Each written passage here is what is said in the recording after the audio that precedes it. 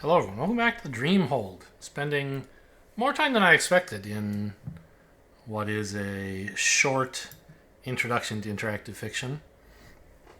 I thought it would just be like 5 or 6 rooms and a few commands, but here we are exploring a largish complex collecting masks. I have 2 of 7 so far. And we're back in the curving hall that we were at before. So if we went south, or southeast? No, east is where the... Okay. So there's an archway north of us. Actually, let's examine the window. A broad glass pane, inhumanly smooth and flawless, looks out over a dark cavern. This end of the corridor seems to be deep underground. A natural cave spreads out below. Its mammoth columns and cascades of flowstone are only dimly picked out by candlelight behind you. The farther reaches are hidden in darkness, but the shining waterfall before you is easily visible. Wait, you didn't mention a waterfall, did you? Up before this?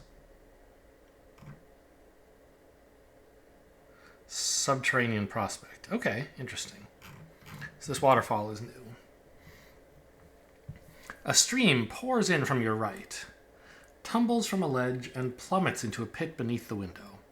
The water seems to sparkle with some natural phosphorescence. Okay.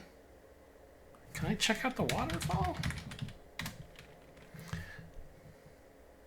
A stream flows into the cavern along a passage to your right, the cave's north side.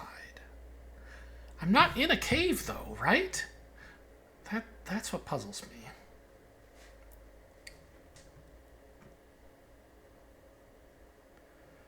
There's a window to my west. And so if I'm facing west, to my right is north, I guess.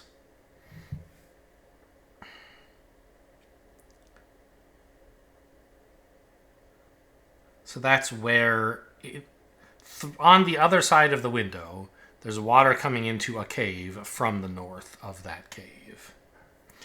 The stream's passage is only a little way below you, but the main cave is much deeper, and the water arcs from the edge in a glittering fall. The stream flashes and tumbles down a series of ledges before vanishing into the darkness far below.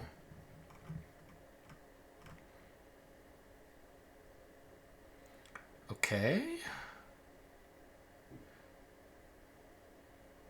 I don't think I can do much more with this cave through the window. I don't imagine I can open the window. No. All right, so let's just confirm if I go east. Well, yeah, we haven't gone through the whole curving hall, apparently. The curving hall at pedestal. The dingy plaster walls of this corridor curve out of sight to the west and southeast. Right, and southeast, I imagine, is going to take me back to where I first entered this hall. Just outside of the wizard's study. Or the sitting room. Tiny candles provide the only illumination. Archways lead north and northeast. A short pedestal of black marble stands by the inner wall. A short square pedestal of black marble stands here. It's entirely out of place. You get the impression the owner just shoved it against a wall one day and never bothered to move it. Alright, well, it's mine now, buddy. Nope, it's too heavy. Sit on it? Sit in pedestal. Too narrow to sit on comfortably. Kick it. No, you don't know about kicking things. Okay. Fine. Can I feel it? You feel nothing unexpected. Okay. Very strange. This is such a prominent object. So important that it describes the room we're in. Like it's in the name of the room. And yet I don't see any way we could interact with it.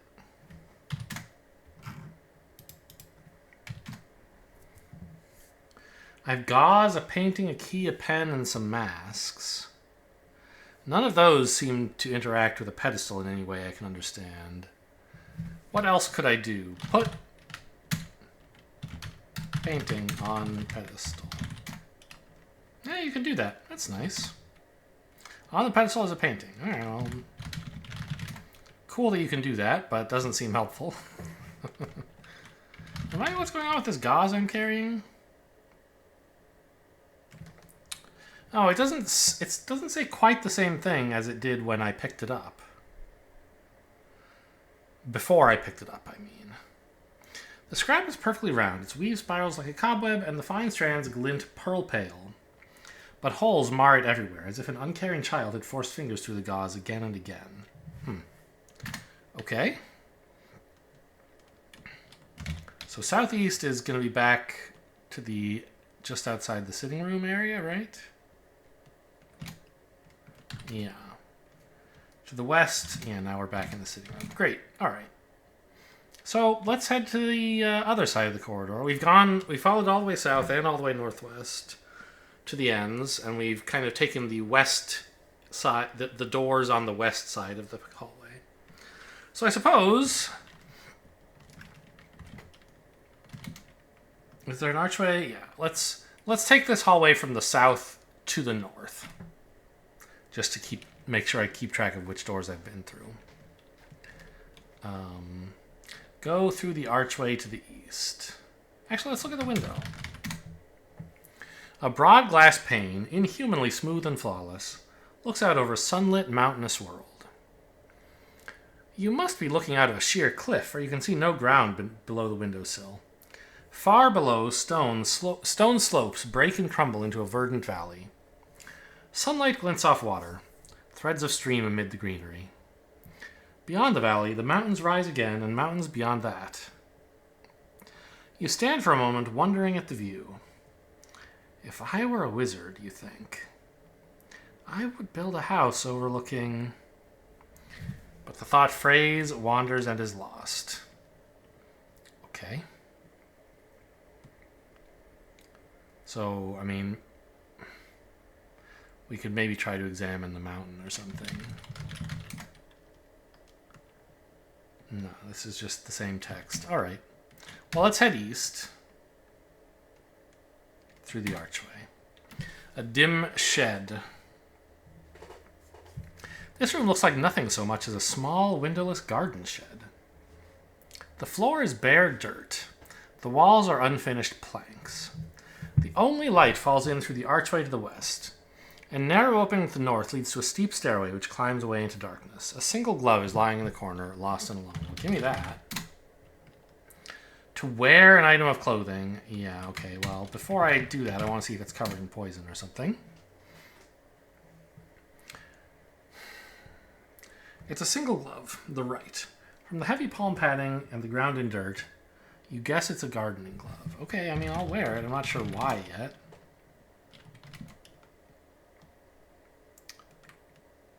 Now, so, okay, I see.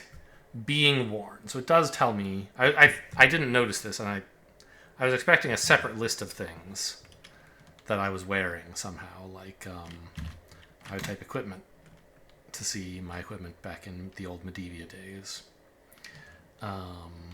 which was separate from the things in my inventory. But okay, that's how we know what's being worn. Let's just go up the stairs.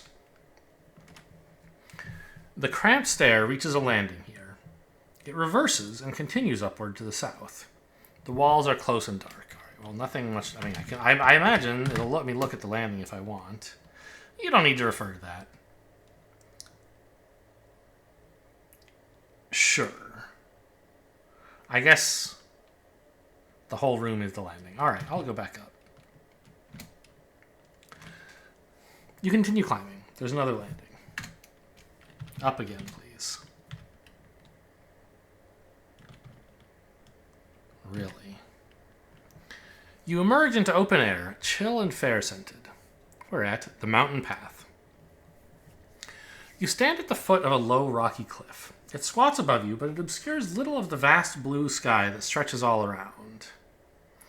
Mossy boulders hem you in on either side. A tidy path winds to the south between them. To the north, the path enters a crack in the cliff, meeting stairs which vanish down into enclosed darkness. Well, I don't really want to leave yet. I don't think. So let's go back down for now.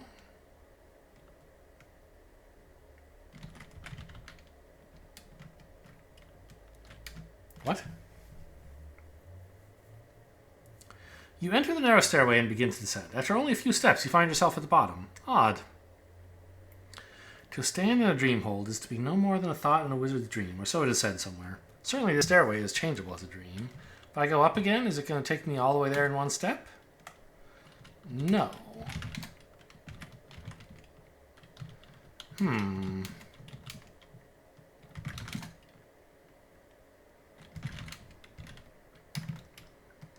This time it took 2 steps to go down. Very strange. Okay. Well, there's nowhere else to go from here, so let's go back west, I think, right? I can go north from here. Yeah. And east and northeast, as I recall? Yes. Mosaic room. The walls and ceiling of this room are entirely covered with tiny blue tiles. On the east wall, a few black and gray tiles seem to depict birds on the horizon of a mosaic sky. The only exit is an archway to the west.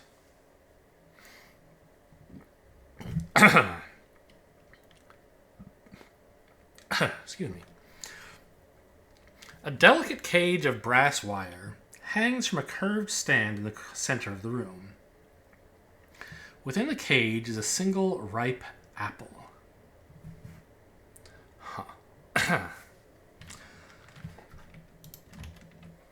Alright.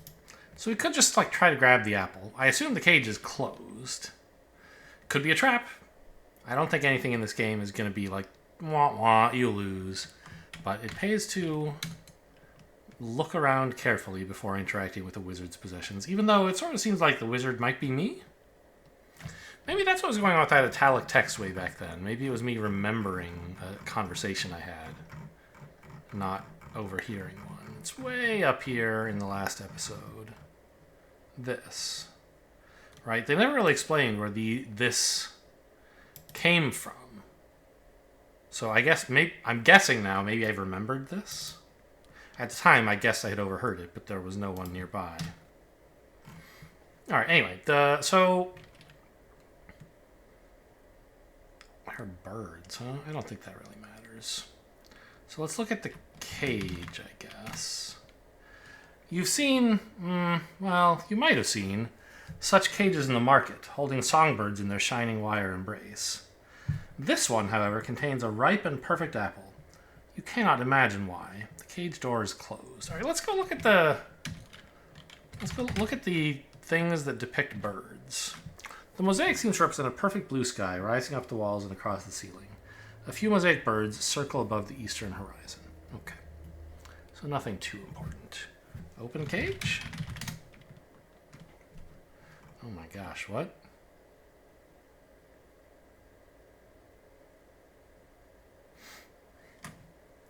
You pull open the cage door. Then you jerk back. Something invisible seems to burst from the cage. It rolls across the room like lightning or desiccated time. It echoes. The apple spots, rots, and sinks into itself in a single instant. Within a heartbeat, the fruit is a withered husk, as if it had sat in that cage for decades. You may have made a mistake. You're not likely to get that apple back. One never knows, of course, but that decay looked very final. What can you do about it? One option is to type undo. This will let you back up one move, back to just before you open the cage. Everything will be the same, except the cage will still be closed and the apple will still be fresh. In this game, you can only undo one move in a row, so if you do something else now, even look or examine an apple, you won't be able to jump back to before the cage opened. The undo command is intended only to fix immediate mistakes. If you want to go back more than one move, you'll have to use restart or restore commands. Type help saving for more information. Actually, many games protect you from severe mistakes. Since this is an introductory game, you don't really have to worry about accidentally running into a dead end. If you truly need a fresh apple, you'll probably find another way to get one. Alright. I mean...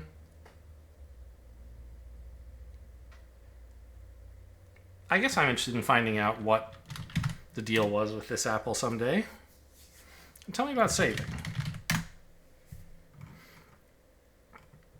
Save a file, restore a saved game. When you type save, it'll prompt you to create a save file you can put on your computer. When you type restore, it'll prompt you to load a save file. You can save as many times as you want.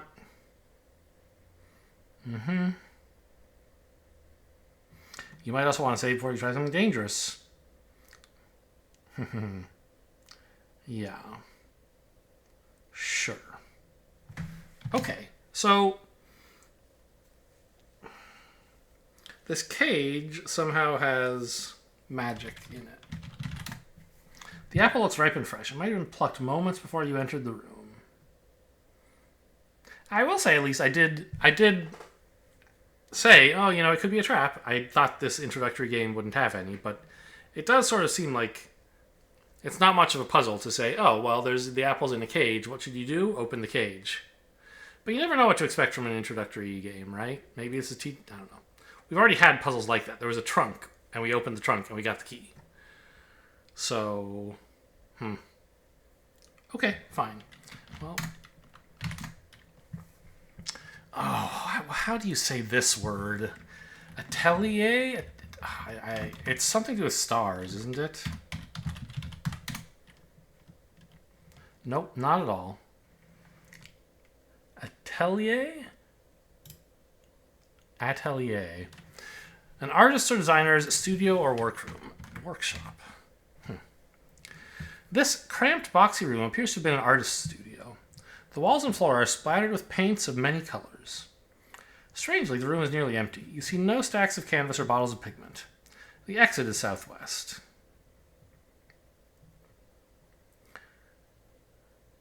A rough wooden easel is set up at one end of the room. Displayed upon it is a painting, a bright mountain landscape. Well, we know I'm a big painting hoarder, so I'll probably be taking that. At the other end of the room, a tripod props up what looks like a small telescope. A pigment-daubed board, no doubt the artist's palette, is sitting in a corner. Alright, well, let's check out the easel. It's just a frame nailed together from a few spare laths. Resting on the easel is a mountain landscape painting.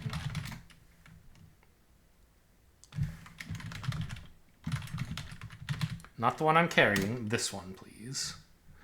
The painting shows a tiny rock pool amid jagged mountain peaks. The landscape is harsh and unforgiving, but the pool seems a respite.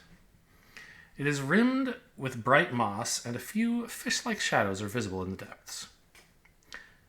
The artist has depicted something brown lying on the pool's shore. It is small, hard to distinguish among the brushwork, but it seems to be a brown mask. Okay, can I go into these paintings? Is that a thing I can do? Go mountain. Is that the trick? You wouldn't think so, right? No, not something you can enter.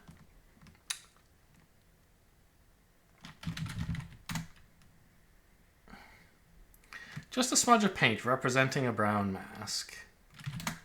The masks I have are blue and white. So learning to understand these paintings and how to interact with them seems important.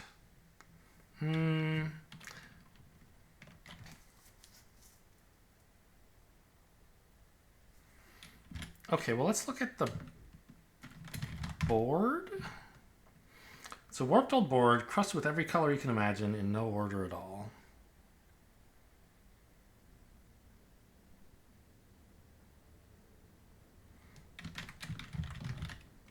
Okay, the tripod. The telescope is a tiny handmade instrument, all old black leather and beaten silver rings. It is aligned precisely horizontally, pointing straight at the easel. Oh. So if I look through it, I might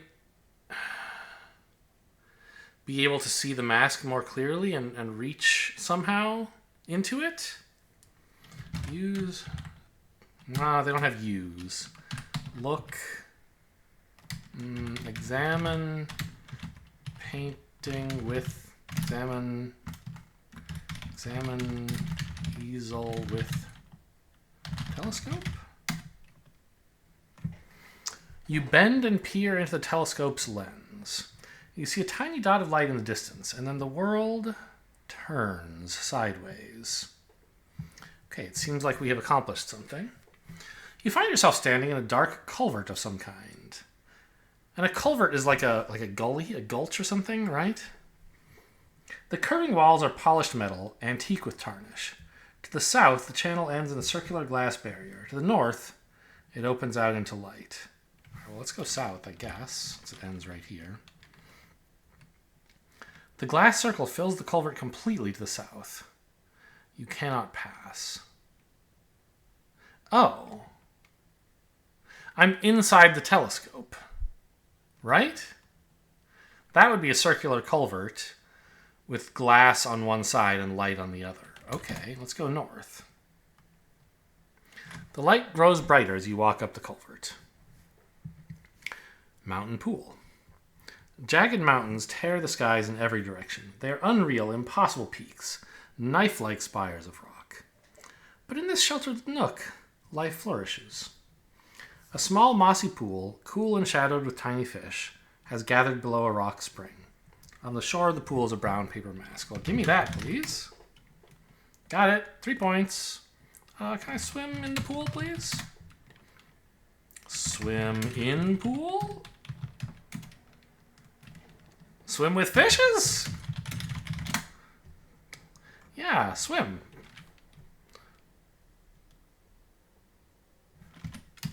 All right, look at the pool. It's a mossy pool. There are tiny fish. How dare you? So swim is an adjective, a verb that it knows, but not something I can really do here. So I think I've typed all the reasonable words.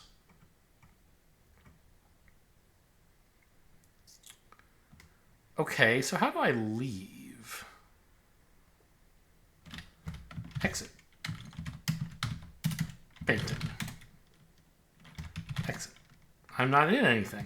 Yeah, well, that's what you think. Okay, look at the spring. That's still the pool. Go pool. It's not deep enough even for a satisfying wade. Let me look at the mountains. They're very tall. Sure. Look at the fish. Tiny fish. South. Ah. I have left the painting. All right. So let's take the mountain painting. Put desert on easel. X easel with telescope. I'm in the culvert. I'd like to go north, please. North? North? N. Red desert. A stark desert is spread in every direction. The harsh grit beneath your feet is littered with dusty stones, small and large. The sun is a red glare on the horizon, turning the world to strokes of scarlet, rust, and shadow. A crumpled white wad is lying here, half buried in the sand. Is it a mask? I love masks.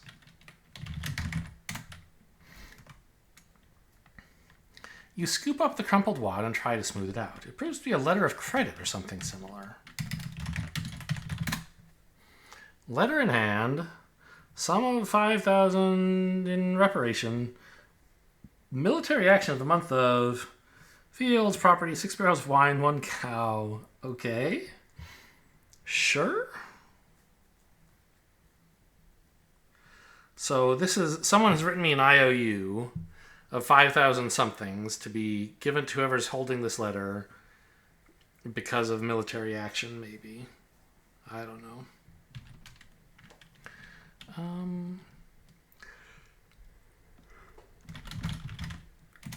Anything interesting going on with these stones? No, they're unremarkable.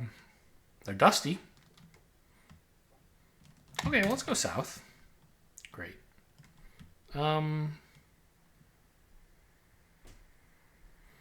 cool. Put mountain painting on desert painting.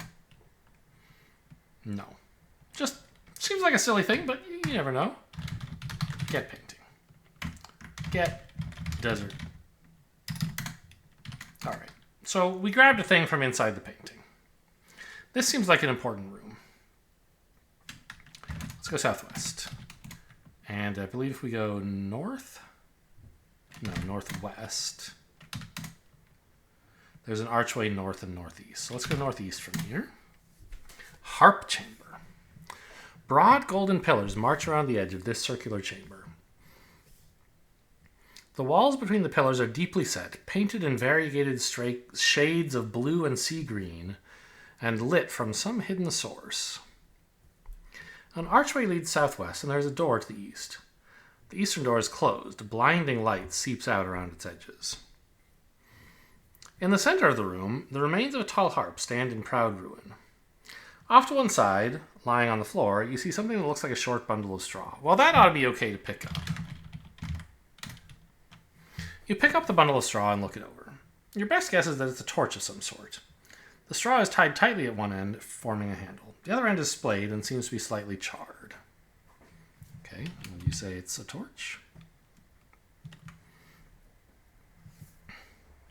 You're carrying quite a lot of stuff. You might be wondering how you can juggle it all. Some games limit the number of things you can carry or provide you with some kind of sack to carry your loot around in.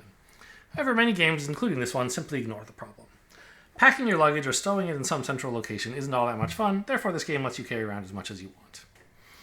Yes. Now, on the other hand, I used to play Dungeon Crawl Stone Soup quite a bit, and I was a developer of that game for some time. Not a super long time. I didn't do anything super major, but I did a number of small bug fixes and, architectural improvements. And its philosophy on a lot of things has stuck with me. One of which was, yes, managing inventory is no fun. But giving the player an unlimited inventory is even worse, because then they'll just carry everything. Because they might need it someday, and it's strictly better to have something than not. But that leads to very unfun gameplay, where you have pages and pages of useless garbage in your inventory to sift through every time you want anything. And so they imposed limits on what you could carry, and, tried to make sure that you could hold a number of things that was useful. And, for example, they took away the weight system that used to exist. It used to be items had an item count and a weight. And if you exceeded weight, you couldn't carry more stuff or something. I don't remember the details. Maybe there was a overburdened state, or maybe there wasn't. But shortly after I started playing, they took that away, and you were just limited to the 52 items you could carry of any kind you wanted. And that was 52 stacks of items, right? So, items that stacked, like scrolls, you could have 10 teleport scrolls, and that was still just one stack.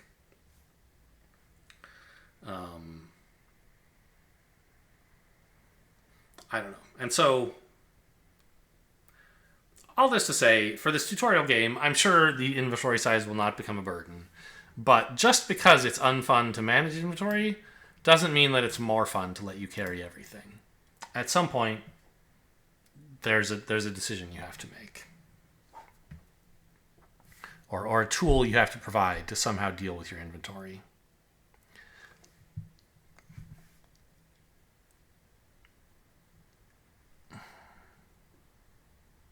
All right, it is labeled as a straw torch. And I have a glove, God knows why. A quill pen, write on letter with pen. You can't envision that clearly enough to draw it. Interesting.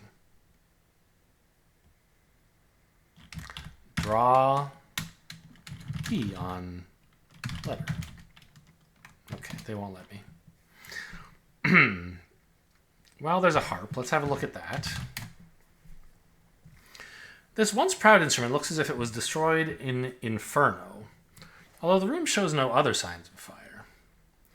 The harp's pillar and frame are blackened and cracked. The sound box is split apart. The few remaining strings are curled knots of ash. What is this, you wonder? In a wizard's house? A failed spell, a defeated enemy, a strayed memory? Or a warning? Or a word of past or prophecy? Or a splinter of charred wood? Huh? This... Okay, I guess your point is like, sure, a destroyed harp could be a remnant of a spell gone wrong, an enemy defeated, or maybe just a memory you messed up when you were making the house, or a warning. Huh. Interesting. Well, could we look any more closely at this for any purpose? I wouldn't think any of this would matter. A sound box? It's just the harp? Yeah, okay. Well, we can have a look at the door. Intolerable brilliance seeps around the edge of the closed door. You can see no keyhole, only a simple latch. Well, I don't have any better ideas besides opening it, I think. It's jammed fast against this latch. You can move neither of them. It feels as if a mountain's weight leans against the other side of the door.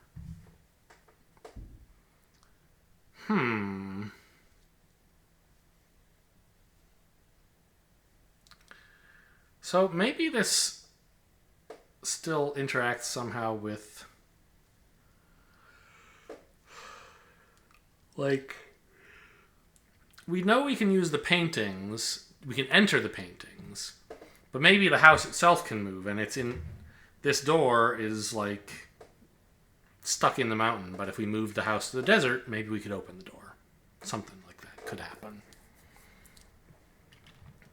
I can't get the harp, can I? No. Okay. Well, let's go back southwest. And there's another archway north of here. Natural passage. This is a narrow passageway which winds between irregular stone walls into the world's underdarkness. The passage was clearly not carved by human hands. How could you tell? I don't know. Creamy limestone laps and drips in ancient water-worn folds. For the first time, you have the sense of being far, far underground. The archway to the south is the only source of light. The passage vanishes into cave blackness somewhere to the north. All right, well, I want to light the torch. But I don't have any way to do that, I don't think. Okay, well, you're in the unchanging, unleavened darkness of the world below ground.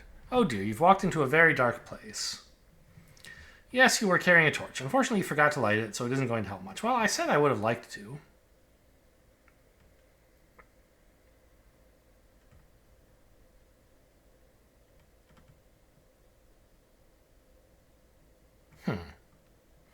Okay, I mean, I'll undo that. That's fine. Light torch? I assume I can't do that. Yeah, I can't.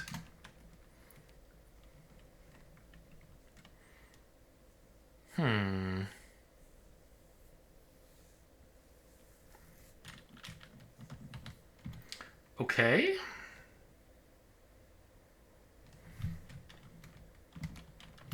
Well, let's go south. The only thing I remember that... Oh, the corridor still goes further west.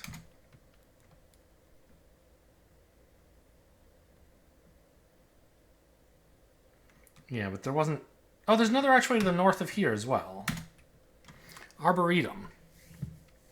I didn't realize there was another door here. The walls here are painted white and are utterly undecorated. An archway leads south. In the center of the room stands an earthenware tub. From it sprout a tangle of vines, broad fan-like leaves, and an enormous golden flower. The luxuriant growth clashes, you think, with the room's stark emptiness. An iron key is balanced neatly on the edge of the tub. Okay, well, let's look at the tub, I guess. The plant in the center of the room, the earthenware tub, okay. sits alone in its pot in the center of the empty room. The golden flower is nearly the size of your head. It rises from a tangle of vines and leaves that would better suit an unexplored south coast swamp than someone's house. A long, crudely cut iron key. A hint of sweet, rank perfume touches you as you breathe. What? Why are you telling me this? Another key. Yeah. I don't really want to touch the plant. That seems like another thing that could be dangerous.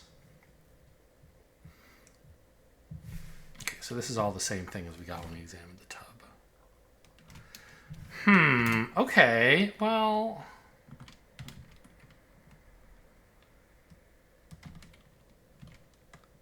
let's go check some of the doors we've seen before.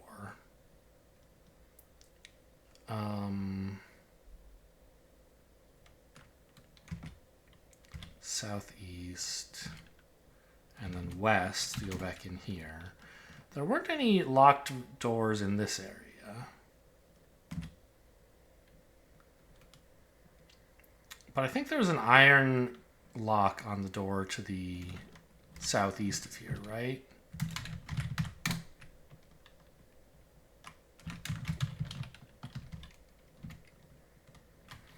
Unlock door with iron key.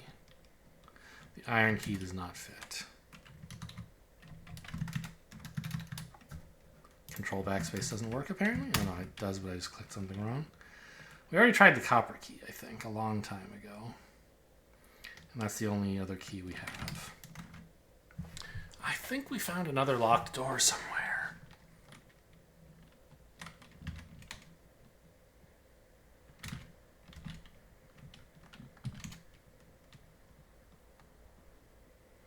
No, maybe not. There was a door we couldn't open, but that's because there was a mountain in the way.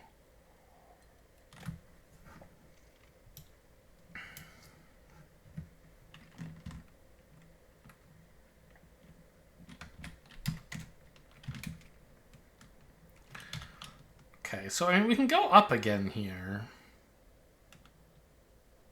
The east is the shed, right? Yeah.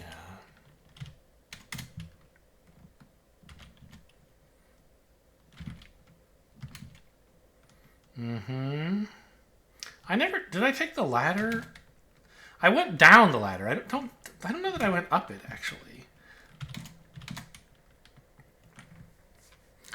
You are in a small round dome. Yeah, I forgot it was a two-way ladder.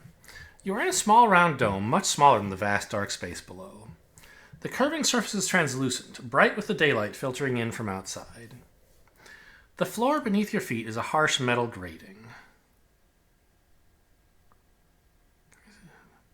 Daylight, okay. The ladder runs from a hole in the grating near the south side up to a matching opening in the dome above, so it goes even higher. A low platform fills the center of the floor. The platform is piled high with split lengths of wood.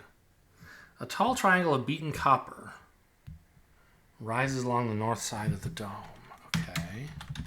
Kind of like the pyramid we saw earlier.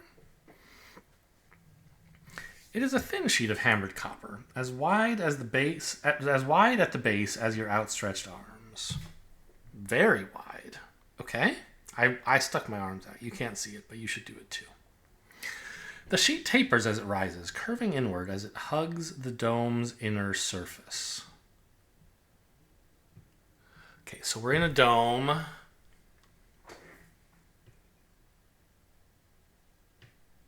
And along the north side of the interior of the dome, there's kind of a triangle of copper.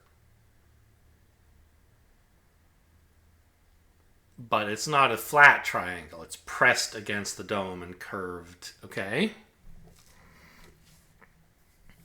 Its peak is halfway up the dome. The shape reminds you of a billowing sail. The copper triangle stands to the north, but its base rests in a narrow track that runs all the way around the dome. So could I move it? It looks like it can move for some reason.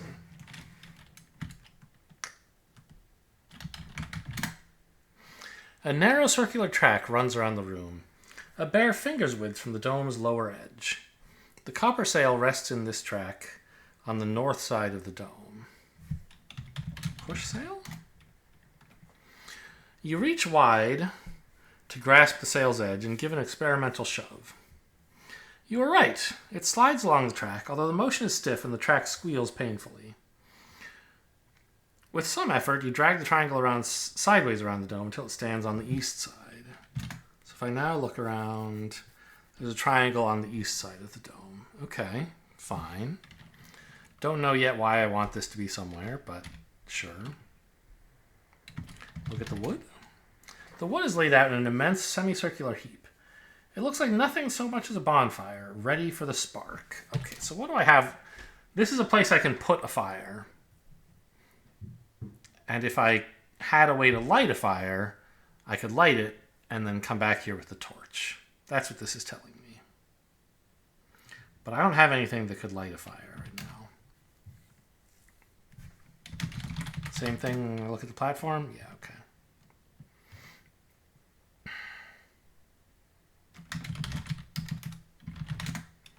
Nothing special about the grating, sure.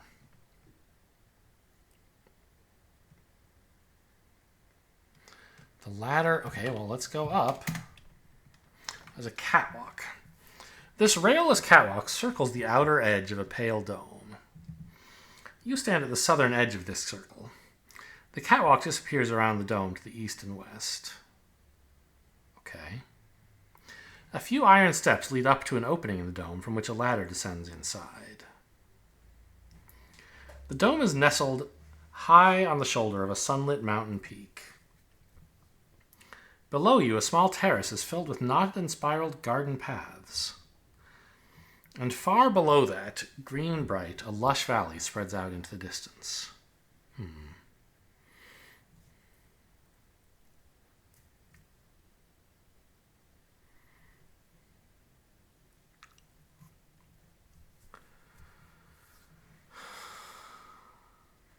I mean, I don't want to, like, jump down into the terrace, do I? How far down is it? A garden is visible below and to the south, nestled in a terrace well below the dome, though still high on the mountain's flank. The paths and plantings are tiny from this vantage. Yeah, we probably shouldn't jump there. At the far edge of the garden, a balcony looks out, as you do, over the green and sunlit valley. So this might be where we got to when we went up the stairs in the shed? Maybe? I'm not sure. Let's try going along the edge of this catwalk. You're at the eastern edge of the catwalk, which circles a pale dome. To the south, the stone slopes fall to a verdant valley. Stone slopes, okay.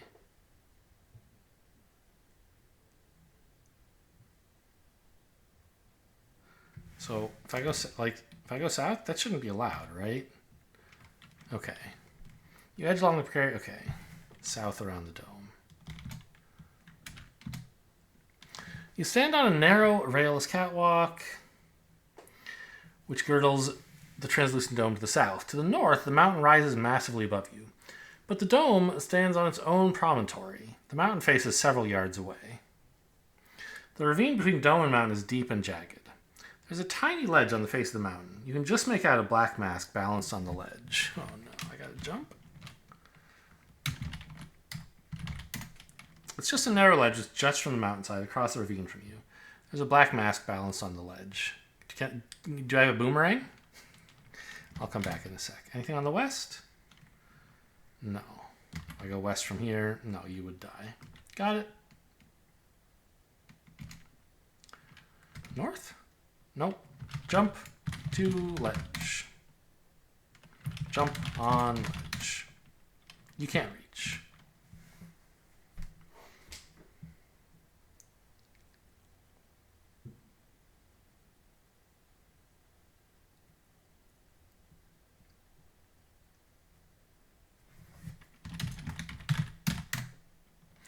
There's a gap, several yards wide, between the body of the mountain and the outcropping that supports the dome. Gazing down, you can see only that the ravine's bottom is very narrow. Jagged rocks are mercilessly visible.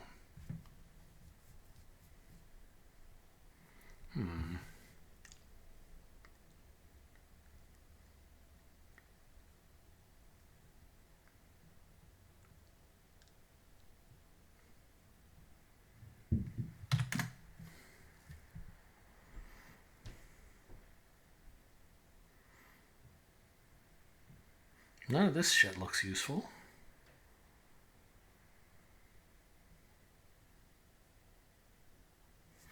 All right, south, east, south,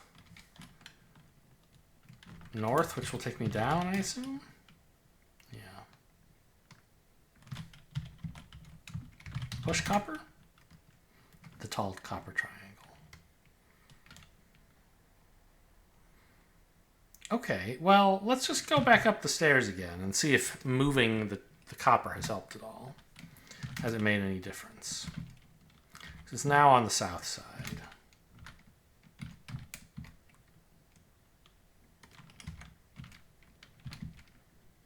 Looks like no.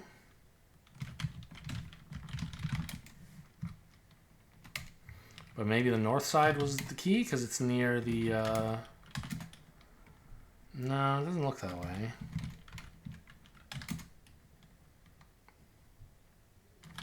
I assume I don't want to take the wood, right?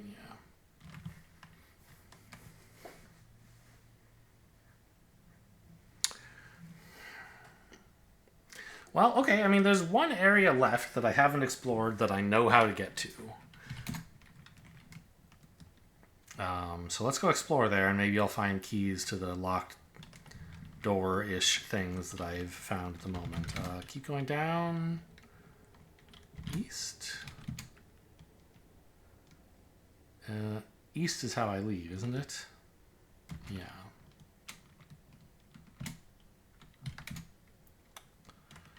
So go east into the shed and up and up and up and up.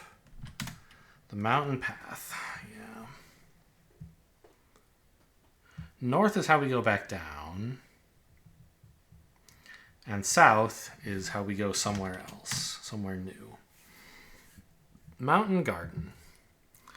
A tiny pleasance garden. Pleasance, what a word. Is nestled here, high on a mountainside. Odd bits of statuary stand among the sculpted slopes and hillocks. Small marble pillars mark the borders of the knotted paths. The lawn is perfectly trimmed. The mountain towers above you to the north. High on its face, you see a featureless white dome. Yeah, that's where we just were. Above that, the sun shines in a wide blue mountains sky. A tiny path runs north between mossy boulders. That's where I just came from. A wider path curves west down a grassy slope and up to the east.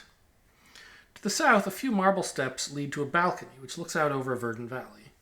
You can see a particularly tall statue on the balcony. So this is the place we were looking down on from the dome. Okay, let's go check out the statue. Below this gently curved balcony, the world drops away into a green vista. The stony slopes of the mountainside beneath you crumble, invaded by bracken and tree, until the mountain pines merge into verdant forest and a lush valley floor. A bright thread marks a stream. A distant valley lake is a silver arc. Beyond the valley and around it, taller mountains stand like patient shadows in the blue air. In the center of the balcony, looking out as you are over the valley, a white marble statue towers over you.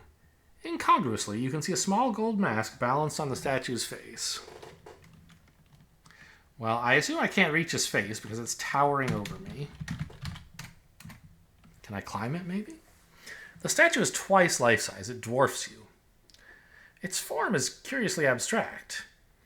You can make out no gender, no personality in the marble curves, but the statue gazes out from the balcony.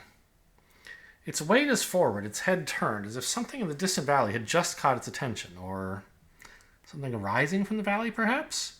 For the chin is raised. The eyes, if you could see them, would be level.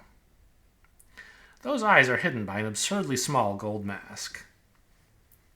The mask would not fit a child and is unusually flat besides. It's not so much worn as balanced on the statue's brow.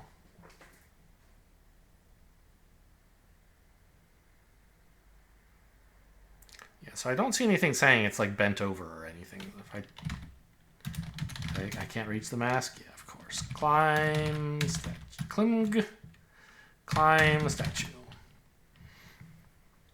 You try to swing yourself up on the marble knee, but the statue shifts unsteadily beneath your weight. You'd best not.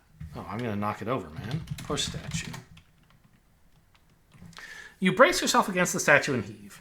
It's heavy, but it tips slowly, and then bang, it smacks down on the tiles. The gold mask flutters gently down beside it. Got him. All right, I'm a vandal. An immense marble statue lies fallen on the tiles. Its light, graceful pose is awkward now. Knees and elbows jut against the ground. Can I climb the statue now? I don't think much is to be achieved by that. All right, if you say so. Well, let's just look at the forest for the view. The forest is infinite in detail, though bounded by stone. The trees are spread in afternoon sunlight. Sure.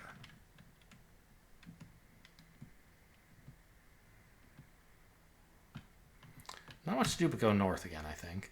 Pretty soon I should call it a break. We've gotten my second pair of masks. And it looks like it's going to be about 3 videos before we finish. Maybe 4. You never know. So we could go, as I recall, west to go down or east to go up. Yeah, west goes down a grassy slope. Okay. Warm Bower. This corner of the garden is cozily tucked into a natural alcove, surrounded by stone bluffs on 3 sides. The sun is hot on your face. To the south, the ground drops away, revealing a lush valley far below. The path back to the garden curves up around an outcropping to the east. Small shrubs dot this garden bower, but a single tall and wild bush dominates the space. Its branches twist in intricate profusion, then leap chaotically upward, spraying gold-veined leaves through the air. Okay, show me the plant, please. The bush. The wild bush is not broad, but it is taller than you. Its leaves are narrow, glossy, many-pointed, and veined with gold amid a yellow blush. Was that plant in the tub? Did it have bits of gold in it? I don't remember. Clusters of brilliant orange berries hang half-concealed amid the tangled black branches. You catch a whiff of wood smoke. The same smoke you saw while descending the path. You glance around for the fire and realize the smoke is drifting from the bush. You see no flames nor even ember glow, but gray wisps curl from the coal-black stems and branches. The smoke trails up from the bush, buoyed on its own heat, and vanishes upward in wind-tossed ribbon. It's taller than me. Can I light the torch? You shove the straw torch into the cluster of orange berries. They burst, spattering juice that immediately flashes to flame. Sparks lodge throughout the straw, which crackles in response. In seconds, the torch is burning brightly. The taste of smoke catches you again. Okay, can I take a berry or something? You reach into the bush and with your gloved hand carefully strip a handful of berries from a branch. After a few moments, their orange color dulls slightly, and the heat you feel through the glove diminishes. Gingerly, you prod a berry with your bare finger. It's warm, but no longer scalding. So my torch, I assume, is now, like, permanently lit? Yeah. Okay, that's good. That's good. The thread of smoke ripples above the bush.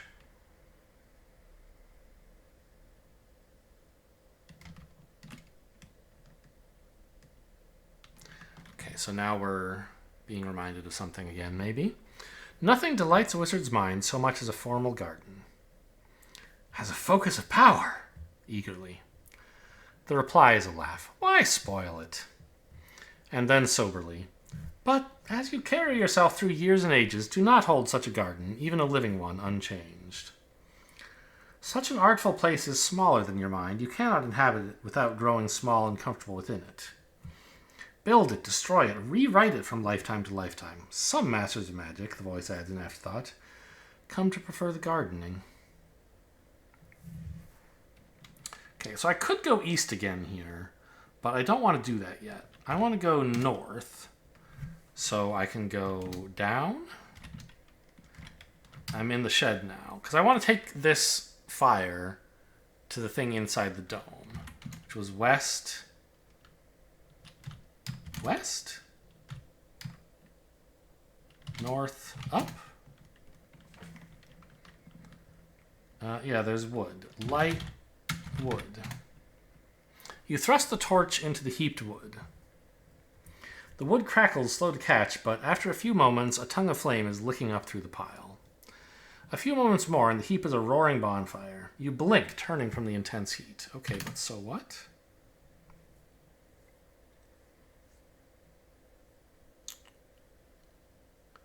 The quality of the light outside changes subtly.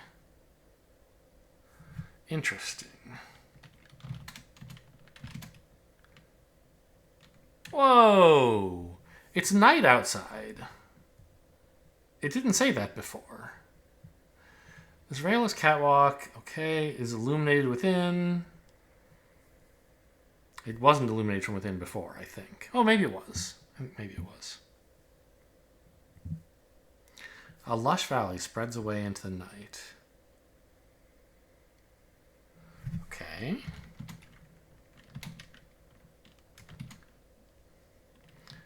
The copper sail inside the dome is visible here. A dark silhouette. It blocks the firelight. A long black shadow falls north across the catwalk and out into the empty air.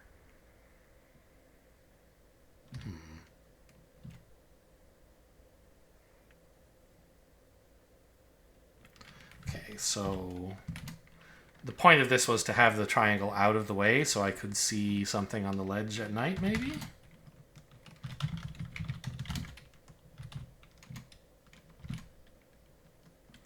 A long black fat shadow falls east across the catwalk and out into the empty air. No, maybe not. I still can't jump to the ledge here.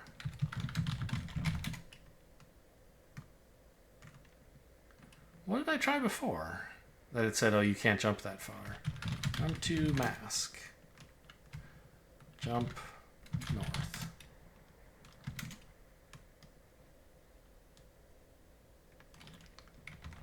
Jump across ravine. Yeah, whatever.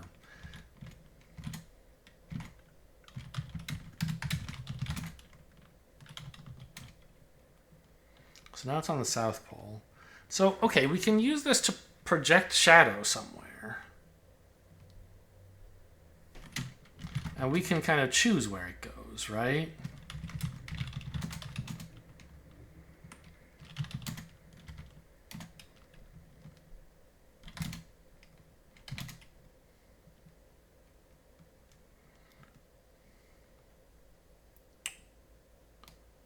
So, like, I could cover the garden in shadow, maybe? I'm not totally sure why I would want to.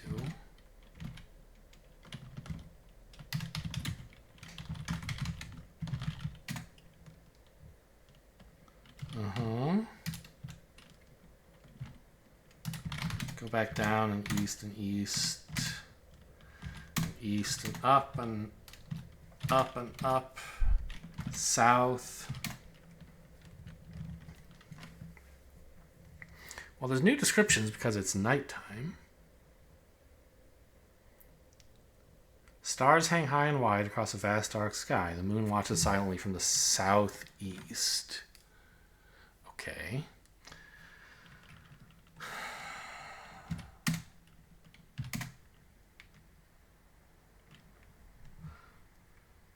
Stormy slopes of the mountainside. The mountain, yeah, okay.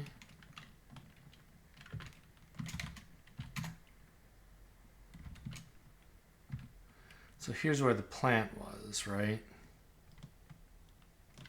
Yeah, okay. Well, let's go east from here, I guess. Cool bower at night. You stand on a small promontory which juts out of the face of the mountain. Shrubs and raised flower beds lie around you, except for the path which slopes down to the west. To the south and east, a sharp drop-off looks out over a lush green valley. In the center of the bower, a single dense bush squats. Another magic bush? Sullen and dark. Its branches knot heavily around each other, then spread into sprays of delicate blue-green needles. Strangely, a chill fog seems to spread out from under the bush. It rolls across the ground and spills from the edges of the promontory.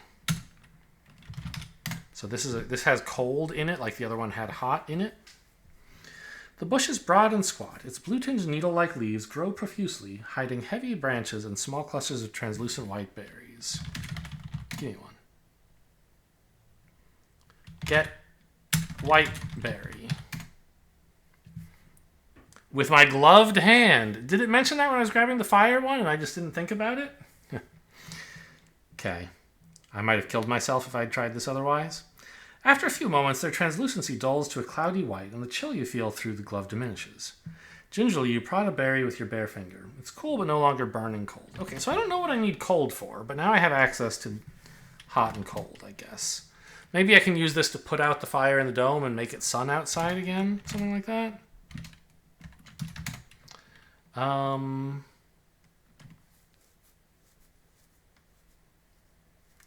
I wanted to check one thing. I think it is about time to take a break, but there was a fireplace in this room, wasn't there?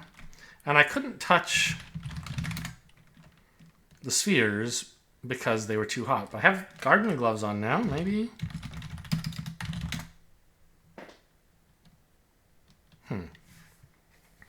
With your gloved hand, you pluck one sphere from the glowing heap. Almost immediately, its red light fades, leaving a dim gray glassiness. You cautiously hold your other hand above the gray sphere, then touch it. You feel only cool glass.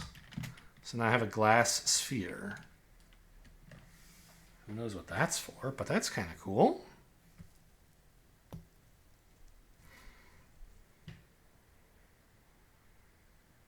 Glass sphere. Well, alright, so the next obvious place to explore is to take our lit torch into the darkness at the north end of the corridor. But that'll have to wait for tomorrow. Hope you guys enjoyed. Thanks for watching, and I'll see you next time.